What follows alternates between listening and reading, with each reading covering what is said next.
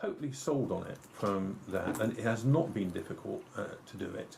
What about your time? Before the meeting happens, what we normally ask people is to write a little report on the letter to say, we're holding this meeting at this place and Sabina would like to discuss this things. And when we send the letters out, the circle of support, they understand the process from the beginning before they come to the meeting. So it's always vital to actually educate and inform the other circle of supports as well, that why they're coming to the meeting for, so they can actually prepare and the meeting will be productive as well. But I think it's good to set the scene every time and just remind people this is about Sabina, it's not about them, although they have an important and very valuable part to play in the process. Usually people are very content with that and understand that, and the meeting then follows along those lines, returning always to Sabina and what her views are as the meeting progresses.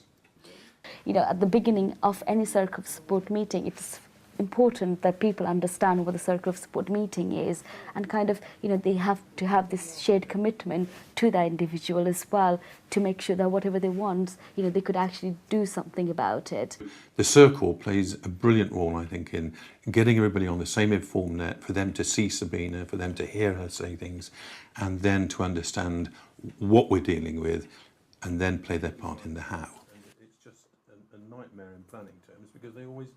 After every single meeting, there should be action plans on who is going to do what, and people should take responsibility on what they're going to do next. I'm very lucky because the people that come here tend to be very well motivated and things like that, but that motivation sometimes needs kindling and you know, kept alive, if you like. The most important thing, and it's a thing that takes time, is for Sabina to contribute to the whole process and to understand it and to make her needs and wants understood, and her wishes and dreams.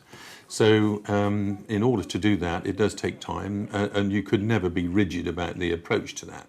You know, so there's no certain things like circle of support has to go on for 2 hours and that's the time. You can take as many breaks as you want. It's about individual what they want. They can set the room up how they would like the room to be set up. They could, you know, put the flip charts around the room. They could have a graphic facilitation. They could have a pictures put in.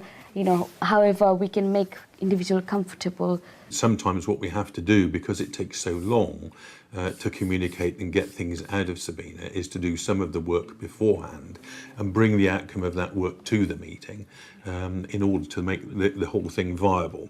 Those things that she wants to change or things she wants to aspire to can be made clear, and different people in the circles of support can bring their own ideas together as to how they might be met. This is a much more person-focused way of going about it. In person-centered plan, the person at the centre will choose who they would like to invite. They could choose their families, friends, any other people from neighbourhood, from community, to come in their person-centered plan, who could support that individual to achieve what they want out of their lives.